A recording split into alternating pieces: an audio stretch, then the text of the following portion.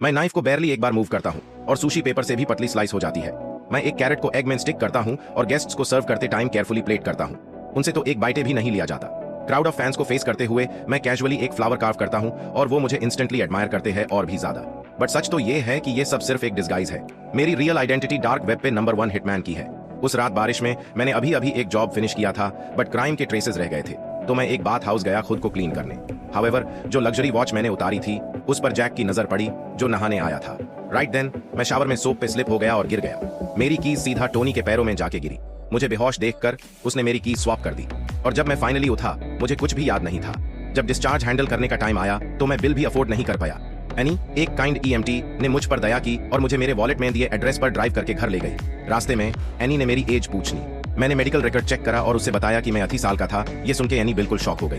जब हम एड्रेस पे पहुंचे तो घर बिल्कुल मेस बना हुआ था। मुझे अपना घर इतना मेसी देखना बिल्कुल बर्दाश्त नहीं हुआ, तो मैंने जल्दी से सब कुछ नीटली क्लीन कर दिया और मुझे कुछ पैसे कमाने में हेल्प करने के लिए एनी ने मेरे लिए अपने फैमिली रेस्टोरेंट में काम अरेंज कर दिया और मेरी स्मूथ एफर्टलेस नाइफ स्किल्स देखकर कस्टमर्स क्यूट सुशी को खाने से खुद को रोक नहीं पाते थे। जल्दी ही वो रेस्टोरेंट एक फेमस इंटरनेट हॉटस्पॉट बन गया जो टर्न्स ऑफ टूरिस्ट्स को अट्रैक्ट कर रहा था फ्रॉम एवरीवेयर। लेकिन मैं अभी भी अपनी लॉस्ट मेमोरीज रिकवर करने के लिए डेस्परेट था, तो मैंने क्लूज के लिए घर पर कैलेंडर चेक किया। मैंने नोटिस किया कि 24 को मुझे एक्ट करने जाना था, तो मैंने सोचा कि मैं एक एक्टर हुआ करता था।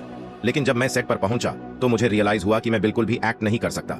या तो मैंने ओवर एक्ट किया या मैंने अपने को स्टार्स के साथ बहुत ट्राई किया। मैं प्रॉपरली मार्च भी नहीं कर पा रहा था।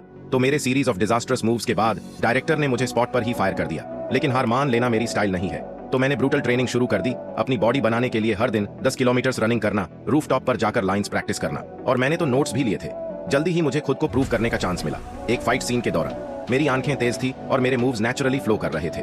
मैं हमेशा अपने ओपोनेंट्स को हरा देता था, तो डायरेक्टर ने इमीडिएटली मेरे लिए स्क्रिप्ट रीराइट कर दी and I successfully became the male lead. उसी टाइम टोनी ने मेरे पैसों से खुद को कंप्लीटली रीइन्वेंट कर लिया।